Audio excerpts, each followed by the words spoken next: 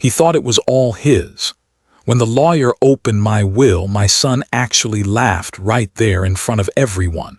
He called it the punchline of an old man's joke. But the real joke, he had no idea who actually built the fortune he thought he was inheriting. And when the truth came out, that laughter turned into silence. Before we begin, I'd love to hear from you. Have you ever been underestimated by someone you love?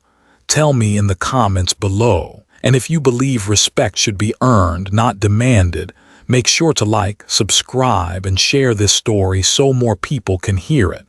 All right, let's start from the beginning. It was one of those humid afternoons in Savannah when even the ceiling fan seemed tired. The kind of day where time moved slow, except in that little office where everything felt like it was racing towards something I didn't want to face. The lawyer, Mr. Harris, cleared his throat, papers stacked neatly in front of him. He was an old friend of mine, one of those men who always looked uncomfortable delivering bad news. The room smelled faintly of coffee and old carpet. Across the polished table sat Ethan and Colin Grant, my late business partner's sons. They were dressed sharp, like men who already believed they owned everything they could see. Mr. Harris began reading the will. His voice was calm, professional. To my sons, Ethan and Colin Grant, I leave the full ownership of Grant and Doyle Tools, including all company assets, the house on River Street and the 2 warehouse properties. Ethan leaned back in his chair, grinning. Colin smirked like he'd been expecting this his whole life. Then came the line that hit me harder than I expected. To my longtime business partner, Walter Doyle, I leave the maintenance rights to the old workshop and a wooden box containing a personal letter. That was it. 25 years of sweat, grease, and sleepless nights, summed up in one sentence and a dusty shed. Ethan laughed out loud. He gets the old shed and the rusted tools. How fitting for a retired mechanic. The others chuckled. Even Colin let out a half smile, shaking his head like it was the punchline to a good joke. I didn't say a word. Just stared at my hands resting on the table, rough and scarred, oil still trapped in the lines of my skin after all these years. They thought it was funny, seeing an old man being handed leftovers from the empire he helped build. But inside something cracked. Not anger, not even pride. Just that heavy, familiar ache that comes when people rewrite your story without ever asking how it began. I looked up at the framed photo on the wall, me and Grant, 25 years younger, standing in front of the first factory we ever built. We both looked proud then. He had the charm, the talk. I had the hands, the blueprints, the hours. We built something that outlasted marriages, funerals, and recessions. Now, listening to his sons talk about their inheritance, I wondered if Grant ever told them the truth, who actually kept the machines running when he was too busy golfing with investors. Probably not. Ethan was still talking, loud and careless. Guess you'll have plenty of time to polish those tools, Mr. Doyle. Maybe open a museum, call it the Relics Workshop. Colin laughed. I didn't. I caught a glimpse of Mr. Harris's face. He wasn't laughing either. In fact, there was something tight about his expression, like he was holding something back. His hand rested on another envelope beneath the stack. He glanced at it, then back at me, almost hesitant. That's when I felt it, something shifting under the surface. But at that moment, I was somewhere else entirely. Because when they mocked me, I didn't see the workshop they were laughing about. I saw it the way it used to be, bright with light and noise, the smell of metal and sweat. I saw my wife, Margaret, standing by the door, holding up a thermos of coffee, teasing, "You'll never come in for dinner unless the machines break." She used to say we were building more than a business, we were building a life. There were nights after she got sick when I stayed in that shop past midnight. I'd send her photos of every new machine I finished, even when she was too tired to reply. Just the act of sending them made me feel like she was still part of it. We built this together, I'd whisper into the empty room. And now that same shop, our shop, was being treated like a joke. My fingers brushed the ring still on my hand. The gold had long been dulled by years of oil and iron filings, but I'd never taken it off. A few drops of machine grease stained it black in the grooves. Margaret used to call it my signature. She said a man's hands tell the truth about his life. Across the table, Ethan yawned. "Well, I guess that's that," he said, slapping his thigh. "Guess we're the new owners now." Mr. Harris shifted in his chair. His voice was calm but deliberate. "There is one more thing," he said, sliding the envelope forward. Ethan frowned. "Another token gift for the mechanic." Harris ignored the comment. "It's an addendum, a legal attachment to the original will. It hasn't been read yet." The room went still. Even Colin leaned forward. Mr. Harris looked directly at me for the first time that afternoon. There was something in his eyes, almost like he was warning me. I felt my heart slow, steady. After all these years, I'd learned that silence has its own kind of strength, so I just nodded. "Go ahead," I said quietly. He hesitated for a moment, then unfolded the paper. But before he spoke, I took a breath and glanced one last time at the photo of me and Grant on the wall, my old friend, the man who once said, "We'll build something that lasts forever." I almost smiled. Maybe we had, just not the way his sons thought. Mr. Harris cleared his throat again. "This next part," he said, "changes things." Ethan's smirk faded. Colin straightened in his seat. Outside, the sound of rain began tapping against the window, faint, rhythmic, like the steady hum of a workshop that never truly stopped running. And for the first time in that long, heavy afternoon, I lifted my head. There's a saying I've always believed in. You can paint over truth, but time will always scrape the wall clean. I didn't know what Mr. Harris was about to reveal, but I could feel the air shift, the calm before something inevitable. As the rain grew heavier, I leaned back, folded my hands, and thought of Margaret, of the promise I once made at her bedside. They'll know who built it one day. Maybe that day had finally come.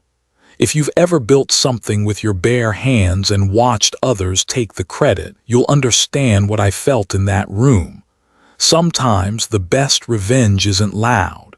It's quiet and patient. Stay with me, you'll see what I mean. The room went quiet so fast it felt like someone had turned the oxygen off. Just a few seconds earlier there'd been laughter, sharp, careless, the kind that fills up the air and leaves a taste of arrogance behind. But when Mr. Harris spoke again, his tone cut straight through it. "Before you continue celebrating, gentlemen," he said, folding his hands together, "there's an attached statement from Mr. Grant that changes everything." Ethan's grin faltered for half a second, like a light flickering before it dies. Colin leaned forward in his chair, impatient. "We've heard enough," he said. "The rest is just legal fluff. Let's not drag this out." But Harris didn't move. He stared at the sealed envelope in front of him, tapping it once with his finger like he was weighing its importance. Then he broke the wax seal slowly, deliberately, like a man peeling back the final layer of a long-kept secret. The sound of paper sliding free echoed louder than it should have. He cleared his throat. "This statement," he said, his voice low, "written by Mr. Grant 6 months before his passing. It concerns the true ownership of Grant and Doyle tools." You could almost hear Ethan's jaw tighten. "What do you mean, true ownership?" Mr. Harris didn't look at him. He just unfolded the letter and began to read, each word landing heavier than the last. According to this document, the company known as Grant and Doyle Tools was never yours to inherit. The words hung in the air like smoke. Nobody moved. Colin blinked first. That's ridiculous," he said, his voice cracking. "My father built that company from the ground up." Harris stayed calm. "Your father was indeed a partner, yes, but not the owner. And this letter confirms that Mr. Walter Doyle holds the legal patents, assets, and operational control as established in the founding agreement." Ethan slammed his palm against the table. "That's a lie. I didn't move. I'd been quiet the whole time, watching the scene unfold like someone finally turning the lights on in a room I'd been living in for years." Harris turned to me, cautious. "Mr. Doyle," he said, "do you wish to clarify?" I shook my head. "Let the truth speak for itself. It wasn't anger, it wasn't pride either. It was something deeper, a calm that only comes from waiting too long to be understood."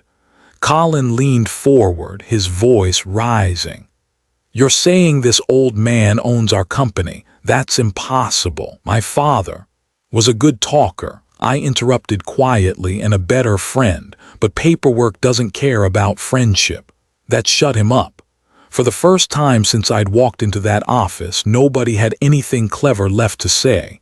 The silence pressed down, thick and uncomfortable. Even the ticking clock on the wall seemed too loud. Mr. Harris adjusted his glasses and continued reading. The paper trembled slightly in his hand. "This statement also acknowledges that Mr. Doyle's contributions, technical, structural, and financial, were the foundation upon which the company was built." He paused, glanced up at me, then read the last line. "In the event of my passing, all intellectual property and controlling rights shall remain with Mr. Doyle as originally agreed." The air shifted again. This time it wasn't disbelief, it was realization. Ethan sat back hard in his chair. "This can't be legal," he muttered. "Dad must have, he would have told us." Harris didn't argue. He simply handed over a copy of the notarized agreement, dated and signed by both founders. The signature at the bottom, Grant's, was unmistakable. Colin's voice dropped to a whisper. "He signed this 25 years ago." "Yes," Harris said, "and it's been binding ever since." For a long while nobody spoke. I looked down at my hands, still rough, still marked with the lines of a lifetime's work, and thought about how many nights I'd spent in that workshop while they slept easy, believing the world was theirs by birthright. People like Ethan and Colin never see the gears turning beneath the surface. They only see the shine, never the hands that make it move. Ethan suddenly turned to me, his face red. "You knew this all along, didn't you?" I met his stare. "I knew what was fair," I said simply. He laughed bitterly. "You just sat there while we laughed at you." "Sometimes," I said, leaning back in my chair, "you let people show who they are before reminding them who you are." The room went quiet again. Harris watched us both, his expression unreadable. There was a moment, just a flicker, when I almost felt sorry for them. They weren't bad men, not really. Just blinded by the story they'd been told their whole lives. A story where they were the heroes and I was just a footnote. But life has a funny way of rewriting things when the truth finally surfaces. Outside, thunder rolled in the distance. The first drops of rain hit the window, soft at first, then heavier. It sounded like hammers tapping steel, steady, relentless. Ethan finally spoke, voice quiet now. "So what happens next?" Mr. Harris closed the folder, straightened the pages, and said the words that would change everything. "Next, we follow the law." Neither of them spoke after that. Their laughter was gone, replaced by a silence thick enough to feel. I sat there for a while, listening to the rain, thinking of Margaret again, her voice in my head. Let time handle what words can't. She was right. And as Harris gathered the papers and the storm outside grew louder, I realized something. This wasn't revenge. It was gravity. Sooner or later, everything falls back to where it truly belongs. If you've ever been written off, underestimated, or laughed at for staying quiet, remember this: truth doesn't need to shout. It just waits. And when it finally speaks, nobody dares to interrupt. Mr. Harris adjusted his glasses, opened the folder in front of him, and spoke in a tone that carried the kind of weight only truth can bring. According to these records, he began, all patents, production rights, and properties have been registered under Mr. Walter Doyle's name since 1998. The words dropped like a hammer. For a moment, nobody reacted. Then Ethan shot up from his chair. "That's impossible," he shouted, voice cracking under disbelief. "My father founded this business. Everyone knows that." Harris didn't flinch. He turned another page and held up a stack of documents. "This," he said evenly, "is the original patent filing. Take a look." He handed it across the table. Ethan snatched it, eyes scanning the page until they stopped on one line, the signature at the bottom. The ink had faded, but the name was clear: Walter Doyle. No second signature. No co-founder. No Grant, just me. Ethan's face went pale. This has to be wrong," he stammered, holding the papers like they were radioactive. "He told us," he said, "he owned it all." Colin didn't speak. He sat perfectly still, staring at the documents as if they'd just rewritten his entire childhood. "Mr. Harris continued, his tone professional but soft. "I've spoken with several parties to confirm this. The accountant who handled the company's first audit, the supplier who filed the original contracts, even your father's tax attorney. They all state the same thing, Mr. Grant was listed as an executive manager, not a legal owner." The air in the room grew heavy, thick with a kind of silence that no one wanted to break.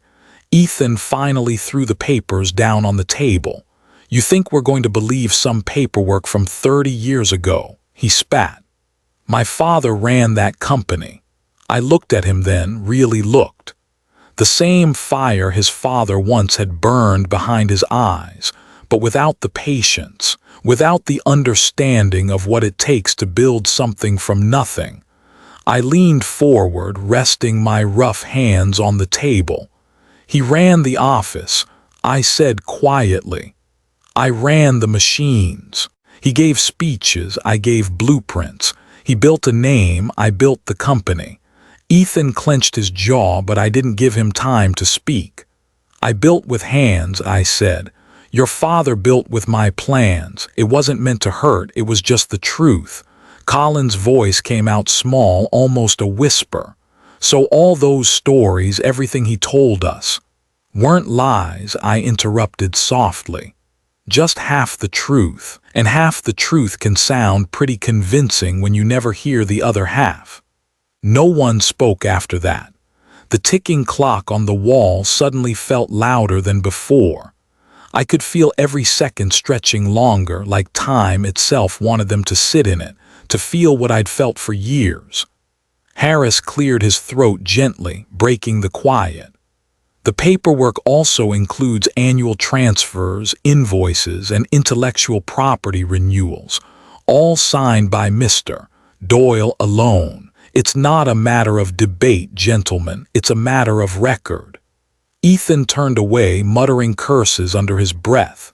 His hands were shaking now, not with fear but with something worse, recognition, the kind that seeps in slow, like rust. Colin looked at me again, searching for some sign of mercy in my expression. But there wasn't anger in me, not anymore. Just the kind of calm that comes when you've already survived the storm. I leaned back in my chair. "Your father was a visionary," I said quietly. "He could talk anyone into believing in a dream, but it takes more than talk to keep that dream alive.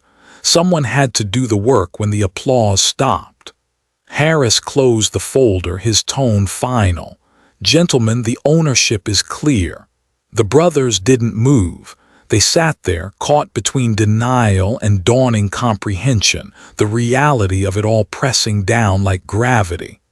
I looked down at my hands again, scarred, old, the same hands that had shaped steel, fixed engines, and kept that business breathing through every setback. The same hands that had signed those papers all those years ago. And for a moment, I thought of Margaret again, how she used to tell me that I didn't need to prove anything to anyone. "The truth," she said, "has a way of outlasting the noise." She was right. I could feel her voice echoing in my head as I watched Ethan's anger crumble into silence. Sometimes silence isn't weakness, it's calculation. You don't argue with arrogance, you outlast it. That's what I'd done for decades. I'd let the loud ones talk. I'd let them rewrite history. But I never tore down their stories, even when I could have. Because sooner or later, time does what pride never can, it reveals. And now, sitting in that quiet office with the rain still whispering outside, I realized the truth didn't need me to defend it anymore. It was standing tall all by itself. I looked at Harris, nodded once, then rose from my chair. "If there's nothing else," I said softly, "I'll get back to the workshop." As I walked out, Ethan's voice cracked behind me, something between anger and shame. I didn't turn around. I didn't need to. The truth had already spoken for me. "Mr. Harris didn't even look up when he spoke next. His voice was steady, professional, but it carried the weight of a hammer. "What you truly inherit," he said, "are the liabilities your father created." The room froze. Ethan blinked. Colin's smile vanished completely. "What the hell does that mean?" Ethan barked, his tone sharp, desperate. Harris opened another folder, thicker than the last. He slid 2 sheets of paper across the table, bank statements, loan agreements, all stamped and signed. "It means," he said, "that your father borrowed substantial sums of money under the company's name, loans that now fall directly under your ownership as heirs." He paused for effect. $80,000 to be exact, for what was described as equipment upgrades. Ethan leaned forward, scanning the page. "That was an investment," he shouted. "We expanded the line, added new machinery." Harris cut him off gently. "Except, according to the bank records, less than half went to equipment. The rest," he said, turning another page, "was spent on personal accounts, luxury hotels, designer suits, a week in Las Vegas. Does that sound like business improvement to you, Mr. Grant?" Ethan's mouth opened, but nothing came out. The color drained from his face. Then Harris turned to Colin. "As for you, Mr.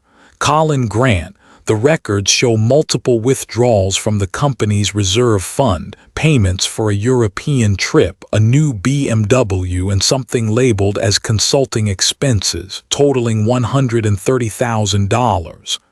Colin's eyes went wide. "That's not true," he stammered. "Dad approved those transfers himself." "Yes," Harris said calmly, "but again, as the letter made clear, your father was acting only as an administrator, which means those debts now fall entirely to you." Silence, heavy, suffocating. I could feel the air shift as the weight of their so-called inheritance finally landed on their shoulders. Total outstanding liabilities. Harris continued, glancing at his notes, come to roughly $210,000, including accrued interest. Ethan pushed his chair back, the legs scraping against the floor. "This is ridiculous. You're saying we worked our whole lives for nothing, that all we're getting is debt." I looked at him, my voice quiet but firm. "You didn't work for nothing, Ethan. You worked for yourself, and that's exactly what you're getting." He slammed his fist on the table. "You could have stopped him." I took a slow breath. I tried, I said softly, but pride never listens. For a moment, no one spoke. Harris kept his eyes down, giving the moment room to breathe. Colin's face had gone pale, and Ethan's breathing was uneven, like he was trying to hold himself together. They weren't angry at me, not really. They were angry at the mirror that had just been placed in front of them. The truth hurts worst when it's earned. Harris finally broke the silence. "Mr. Doyle," he said, "there's also a note here about the workshop your partner left you. Would you like to address that now?" Ethan scoffed. "The old shed," he said bitterly. "Sure, let's hear about his precious pile of junk." I looked at him for a long second, then said quietly, "That shed kept your family fed for 20 years. Maybe you should show it some respect." He looked away, jaw tight. Harris cleared his throat again. "Well," he said, flipping through the last few pages, "the workshop isn't exactly what you think it is." That got their attention. Colin leaned forward. "What do you mean, Mr.?" Harris's voice softened, almost like he was letting them down gently. "There's a reason, Mr. Grant referred to it specifically in his will. The old workshop is still registered under the original company charter. It's not a shed, it's the physical foundation of Doyle Tools' ownership." I said nothing. I just watched as the realization crept over their faces. Ethan shook his head slowly, disbelief clouding his eyes. "You're saying that place belongs to you?" I nodded. "It always did." "But you," he started, voice rising again, "you just stood by while we ran everything while your father gambled with more than money." I finished for him.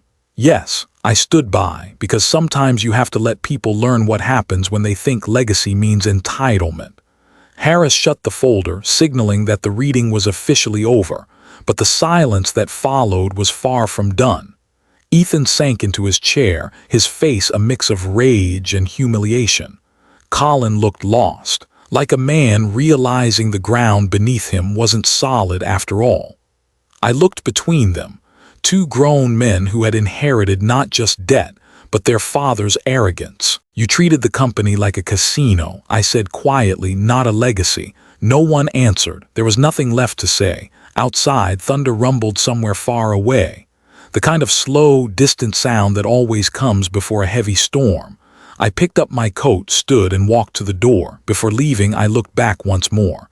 "You wanted to inherit his fortune," I said, "but what you got was his mistake." Harris looked up. "Mr. Doyle," he said softly, "shall I tell them about the workshop's current valuation?" I turned the doorknob, a faint smile touching my lips. "No," I said, "let them wonder a little longer." And as I stepped into the hallway, their voices followed me, angry, desperate, hollow. They still didn't understand, but soon they would, because the old workshop wasn't just a shed. "Mr. Harris reached for another folder, this one gray, thick, and worn around the edges like it had been opened and closed too many times. The moment he flipped it open, the sound of paper sliding against paper made the whole room tense up again. He looked at me for a brief second before turning his attention to the Grant brothers. "About that old shed you mentioned earlier," he said evenly.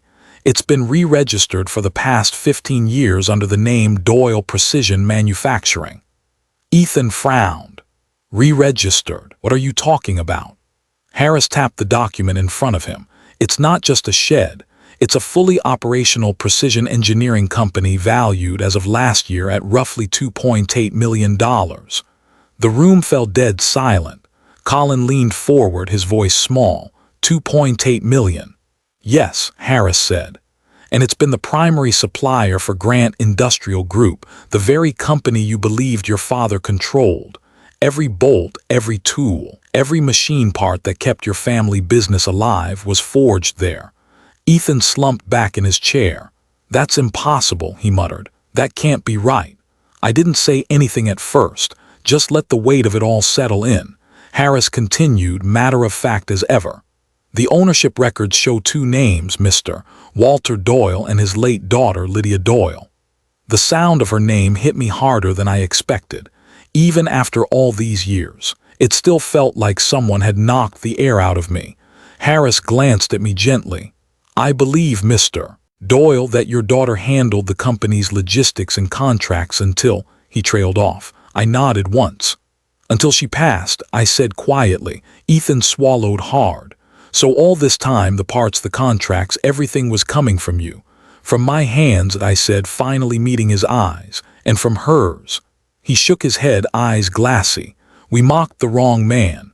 I gave him a faint, tired smile.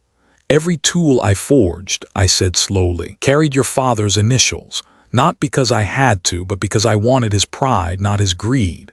Harris didn't interrupt. Nobody did. The only sound left was the rain tapping gently on the window. I reached into my shirt pocket and pulled out a small, folded letter, edges yellowed, the ink just starting to fade. My hand trembled a little as I unfolded it.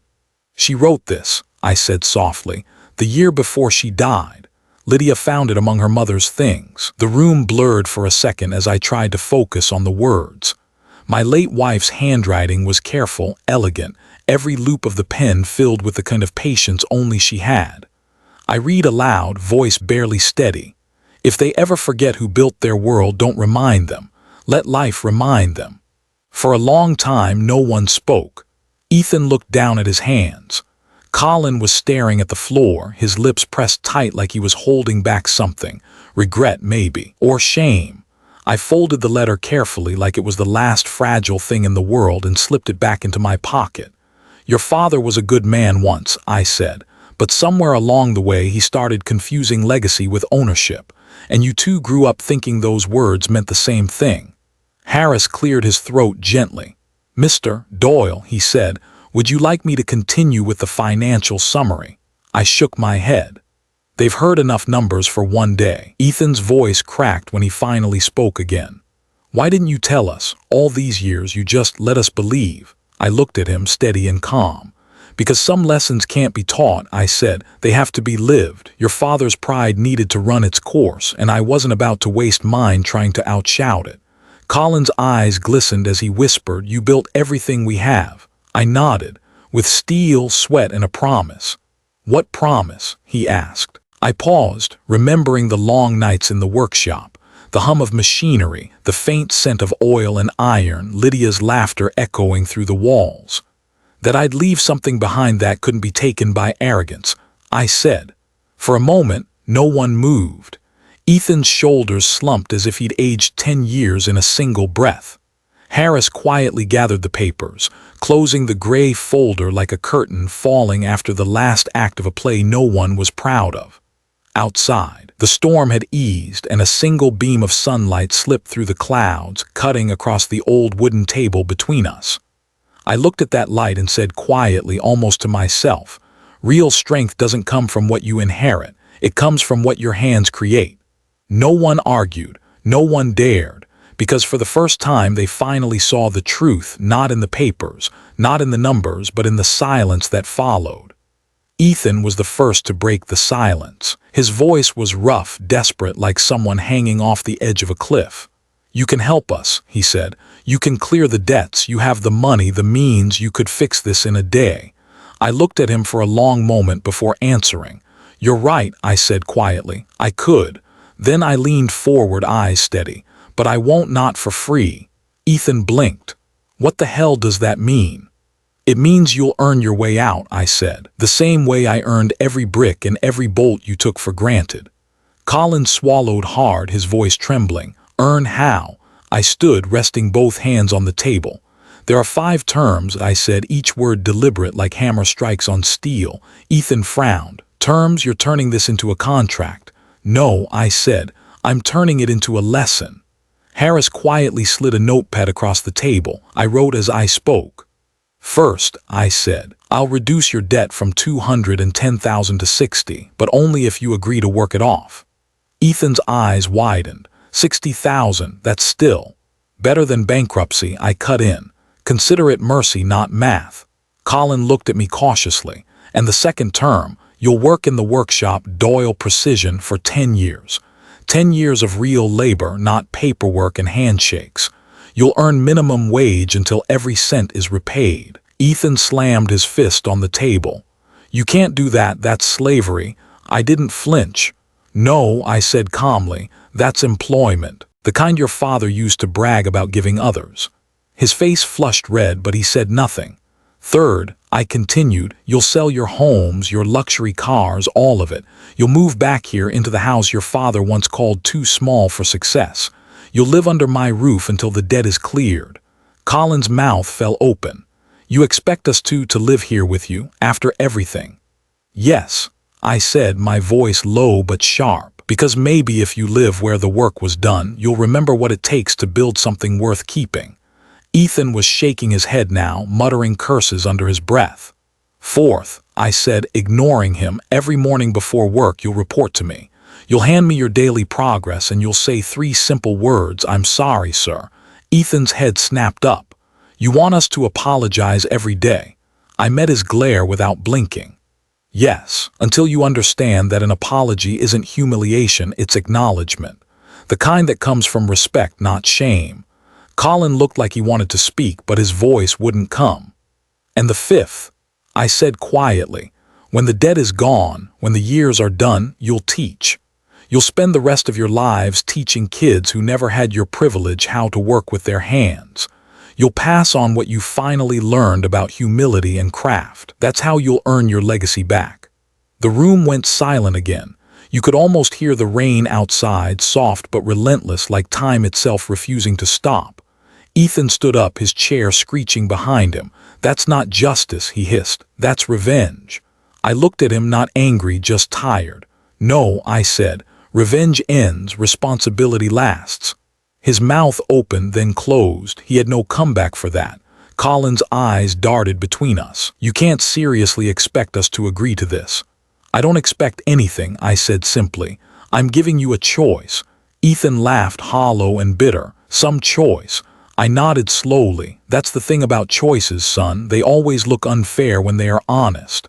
I reached for my watch, clicked it once, and set it on the table in front of me. The ticking filled the room. You have 5 minutes, I said, my voice steady.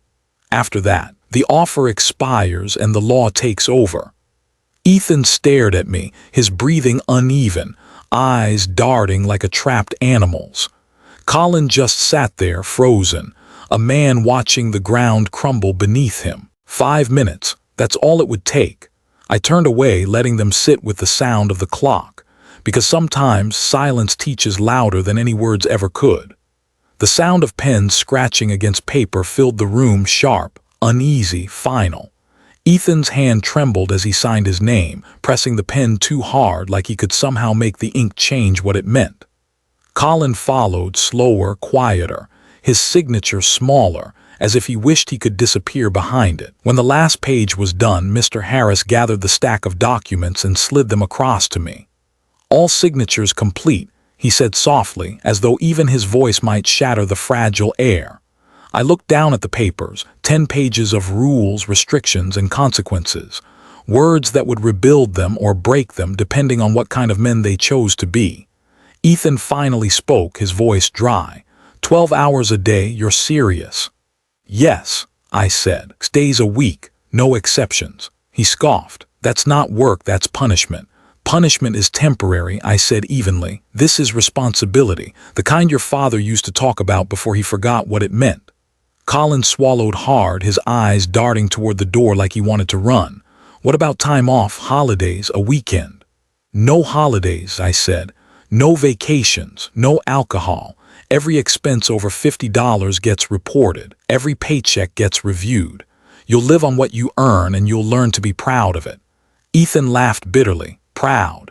You think we'll ever be proud of scrubbing floors and turning bolts? I leaned forward, my voice low, deliberate. You will be once you remember that dignity doesn't come from what you own but what you build. He looked away. For the first time I saw something flicker in his expression, not anger, not defiance, but the smallest trace of shame. I stood, slowly letting the silence stretch. You called me a relic, I said. An old man too stubborn to move on. From now on, I'll be your mentor or your mirror. What you see in me will depend on what you learn from yourselves. Ethan's eyes met mine for just a second, long enough for him to understand that I wasn't bluffing. Then he looked down again. Mr. Harris cleared his throat gently, gathering his briefcase. Gentlemen, he said, I'll return next month for review. And neither of them responded. They just nodded, small, defeated gestures. When they left the office, the rain had stopped, but the air still smelled like iron and thunder.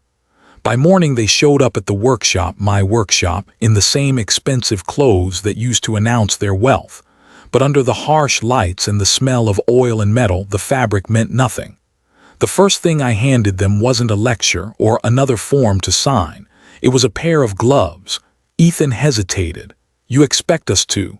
"Yes," I said simply. "Start with the grease traps, and when you're done, polish the tool racks, everyone."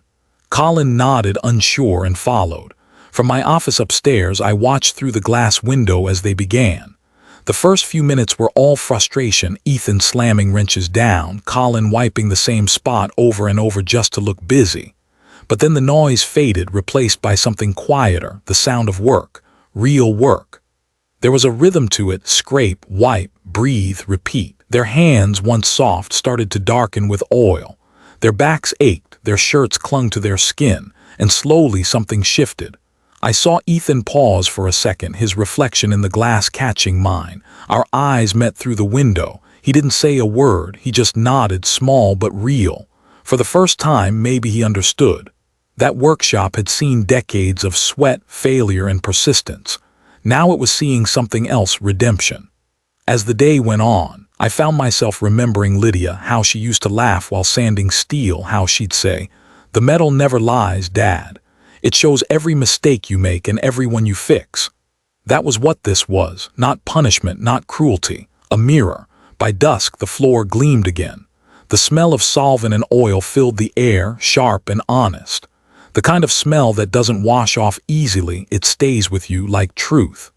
Ethan's voice broke the quiet as I came down the stairs. "We're done for the day," he said, his tone cautious. I nodded. "Good, you'll be back at 6. He looked like he wanted to argue, then thought better of it. He just sighed and muttered, "Yes, sir." As they left, I stood by the doorway, looking at their backs disappearing down the road, 2 grown men walking home with grease on their hands and a little less pride on their shoulders. And for the first time in years, the workshop felt alive again. Justice isn't a hammer that crushes. It's a mirror that shows you who you've become. And when you're brave enough to face it, that's when redemption finally begins. 6 months passed like the slow turning of gears, quiet, steady, unrelenting. The workshop, once half empty and echoing with the ghosts of old arguments, now hummed with life again. Machines ran from dawn till dusk. The smell of oil and iron filled the air, and for the first time in years, every sound inside those walls meant progress. Business had grown nearly 30%. Orders came in faster than we could fill them. The name Doyle Precision finally stood on its own, no longer hidden behind anyone else's shadow. Every morning, without fail, the 2 of them arrived before sunrise. Ethan, once the man who couldn't lift more than a briefcase, now carried steel bars on his shoulders. His palms were blistered, his nails blackened, and his back hunched from hours at the press. Colin, who used to laugh at spreadsheets, sat at the small metal desk by the window, learning how to balance real numbers, not the kind that lived in theories or inheritance papers, but the kind that determined whether men could feed their families. At 7 sharp, they'd stand by the door of my office, their shirts damp with sweat and the smell of grease clinging to them. Ethan would clear his throat and speak first. "Good morning, Mr. Doyle." Then, like clockwork, both would say together, "I apologize for treating you like a nobody." I'd look up from my work, meet their eyes for half a second, and say the same 3 words every day: "Keep working." And they would, without complaint, without shortcuts. There was something satisfying about the rhythm of it all, watching them slowly transform, not because they were forced, but because hard work has a way of scraping the rust off a man's soul. Sometimes, in the quiet hours after everyone left, I'd sit in my office with the lights dimmed and look at the old photo on the wall, my wife Margaret and our daughter Lydia. 2 faces frozen in time, smiling from a world that felt like another lifetime. I'd trace the edge of the frame with my thumb and whisper softly, "They're finally learning what you taught me, humility." That word hung in the air like a prayer. One evening, near closing time, I heard the faint sound of something breaking the silence, not the clang of metal or the hiss of steam, but quiet sobbing. I turned and saw Colin, sitting on a crate near the back wall, his head in his hands. The ledger lay open beside him, pages smudged where his tears had fallen. I walked over slowly. Something wrong with the numbers. He looked up, eyes red. No, sir, just me. His voice cracked. All these years I thought success meant never getting my hands dirty. I thought people like you were just leftovers from another time. He wiped his face with the back of his sleeve, trying to compose himself, but the words kept spilling out. I was wrong. About everything. About you, about what it means to earn something. I'm sorry, Mr. Doyle, truly. For a long moment I said nothing. Just watched him, this man who had finally stopped pretending, who was no longer speaking out of pride or guilt, but truth. Then I placed a hand on his shoulder. Not a word. Just a hand, steady, solid enough to say everything that didn't need saying. He broke again, the kind of cry that sounds like relief more than sorrow. Ethan stood a few feet away, watching, his jaw tight but his eyes wet too. None of us spoke after that. The machines kept humming, the light outside faded into dusk, and the workshop glowed a warm orange as the sun slipped below the trees.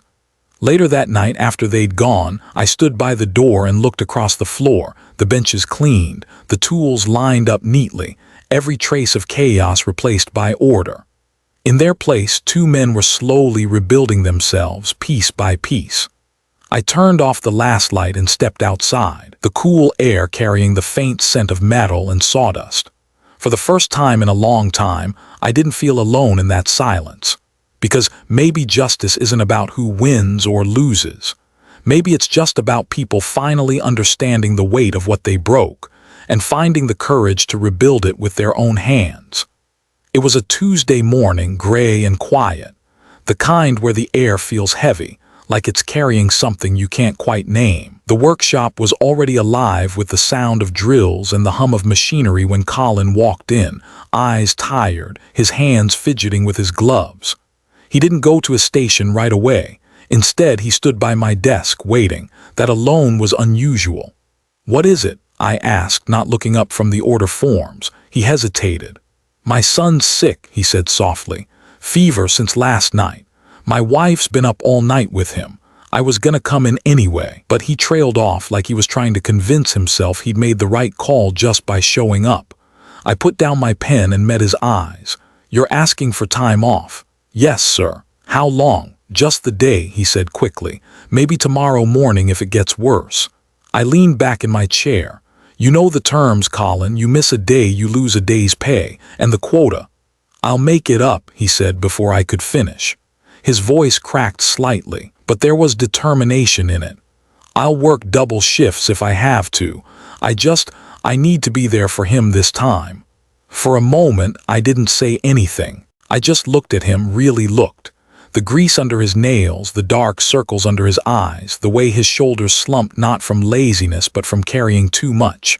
That sentence, "I need to be there for him this time," it hit harder than he probably meant it to, because once, a long time ago, I'd said the exact opposite.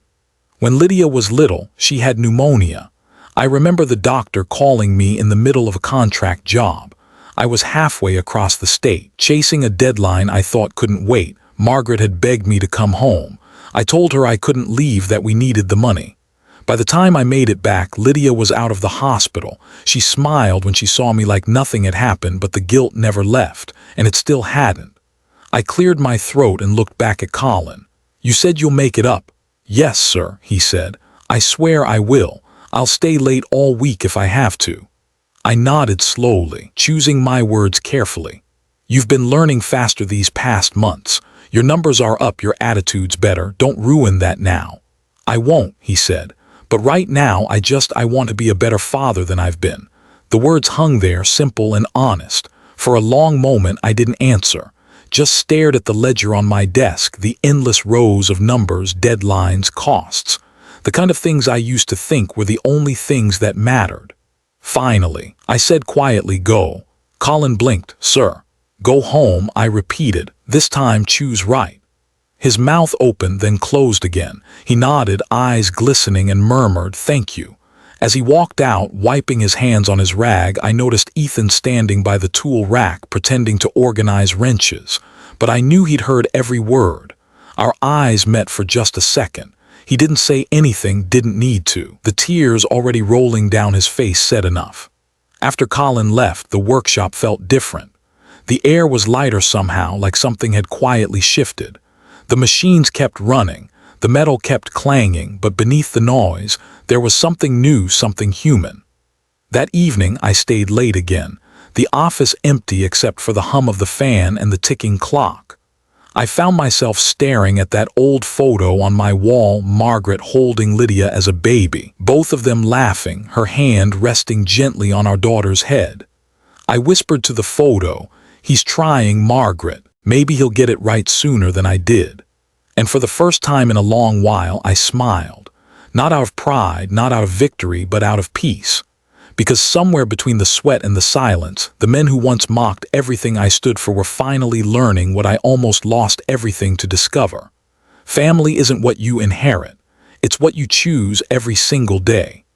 The day the reporter came, the workshop was alive with the sound of work, the rhythmic clang of metal, the hiss of welding torches, and the soft hum of effort that only comes from people who finally understand the value of what they are doing. It had been a year since the will reading. A year since everything cracked open and began again. The young woman held her recorder steady, smiling politely. "Mr. Doyle," she said, "after all these years of building, teaching, and, well, rebuilding, what would you say is your proudest achievement?" I didn't answer right away. I just turned and looked through the glass window that overlooked the shop floor. Ethan was there, sleeves rolled up, guiding one of the new apprentices through a welding line. The younger man messed up the angle, sparks flying wrong. Instead of snapping, Ethan stopped him gently, corrected the move, then clapped his shoulder with a grin. Across the room, Colin sat at the accounting desk, the same one where he once cried months ago. His hands moved with quiet confidence as he explained something to the new office clerk. No arrogance, no frustration, just patience. Sunlight poured in through the skylights, turning the floating dust and wood shavings into something that almost looked like gold. The air smelled like oil, steel, and redemption. I smiled, slow and genuine. "My proudest achievement," I repeated softly, "teaching them that wealth is built, not inherited, that respect is earned, not demanded." The reporter smiled, writing it down. "That's beautiful," she said. I chuckled under my breath. "No, not beautiful," I said. "Hard, beautiful came later." She looked around the shop, "And they still work for you." "They don't work for me anymore," I said, eyes still on them. "They work with me, there's a difference." She nodded quietly, and for a moment neither of us spoke. I turned and walked toward the back wall, where an old wooden frame leaned against the shelf. I picked it up carefully, the photo inside a little faded, edges worn, but the faces inside still bright. Margaret smiling with her whole heart. Lydia beside her, covered in sawdust, holding a tiny wrench in her hand like she was already part of the trade. I hung it back up on the wall right above the old workbench, the one still scarred with burn marks and carved initials. The sunlight hit the glass just right, bouncing off in a soft glow that filled the corner. Dust floated through the air like it was dancing. "Balance restored," I murmured, mostly to myself. Behind me, laughter broke out. Real laughter, the kind that fills a space without asking permission. I turned just in time to see Ethan drop a wrench, mock cursing as Colin threw him a rag. Then Ethan called out, "Hey, Dad, you still checking every bolt in this place?" "Dad, not old man." "Not sir, just Dad." It stopped me for a second. Maybe they didn't even realize what they'd said, but I did. It was a word that used to come with obligation, then resentment, and now, finally, with respect. I smiled again, shaking my head. "Someone has to make sure you two don't bring the roof down," I said. Ethan grinned. "You trained us too well for that." I didn't correct him. I didn't need to. The reporter lowered her recorder, her expression soft. "That's quite a legacy, Mr. Doyle." Legacy, funny word. People throw it around like it's something you can write into a will. But real legacy isn't in paper or ink. It's in hands that remember how to build and hearts that finally understand why it matters. Outside, the light shifted late afternoon, turning everything gold. I could see my reflection faintly in the glass, older, grayer, but lighter somehow. like the weight I'd been carrying for years had finally settled into place. The reporter thanked me for my time, shook my hand, and left. The door shut softly behind her. For a while, I just stood there looking around the workshop. Every tool had a place. Every man had a purpose. Even the silence between the hammer blows felt right, full instead of empty. I walked back to my bench, set down my gloves, and whispered to no one in particular, "The loudest revenge is the silence of success." Then I looked back at my daughter's photo one last time and smiled. "But the greatest success," I said quietly, "is raising respect from ruins." The machines kept humming. My sons kept working. And for the first time in a lifetime, everything, absolutely everything, felt exactly where it belonged.